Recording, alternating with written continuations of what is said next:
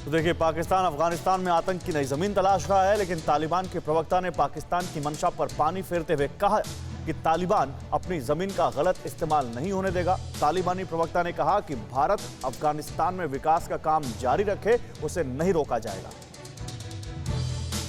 अफगानिस्तान में तालिबान के सत्ता पर काबिज होते ही पाकिस्तान में मिठाइयां बंटने लगी थी, लोग जश्न मनाने लगे थे, लेकिन तालिबानी प्रवक्ता सुहैल शाहीन ने आज जो बयान दिया है उससे पाकिस्तान को साफ सूंघ गया है।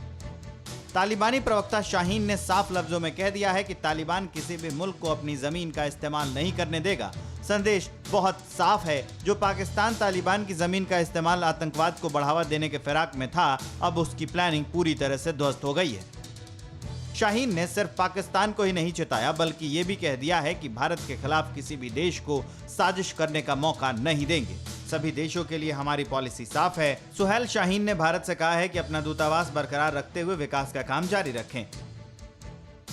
इससे पहले काबुल पर कब्जा करते ही तालिबान पाकिस्तान से लगी सीमा सील कर चुका है। पाकिस्तान अफगान बॉर्डर पर स्थित चौकी को कब्जे में ले चुका है। तालिबान ने साफ शब्दों में कह दिया है कि तालिबान पाकिस्तान की मान्यता का मोहताज नहीं है।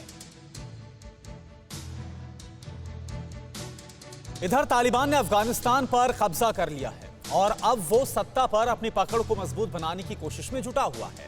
इन सब के बीच तालिबान से सबसे बड़ा डर पाकिस्तान के परमाणु हथियारों पर कब्जा करने को लेकर जो खबर आ रही है वो बना हुआ है।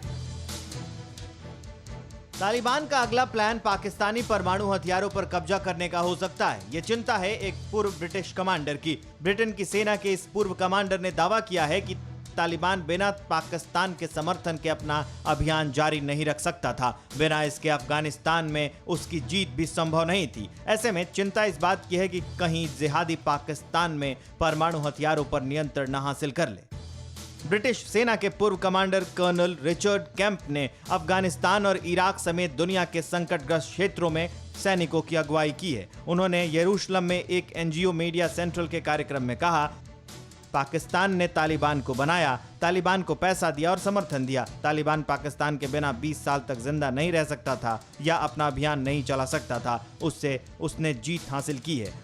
उन्होंने दावा किया है कि पाकिस्तान के पड़ोस में ही जिहादी राज्य का कायम होना उसके लिए भी बड़ा खतरा होगा। उन्होंने ईरान, चीन और रूस पर भी तालिबान को समर्थन देने का आरोप लगाया, जबकि भारत को क्षेत्र में एक ऐसा संभावित देश बताया जो अफगानिस्तान में रचनात्मक भूमिका निभा सकता है।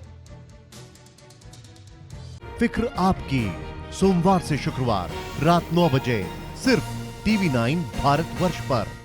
अड़ी, सोमवार से शुक्रवार शाम 6 बजे सिर्फ TV9 भारतवर्ष पर।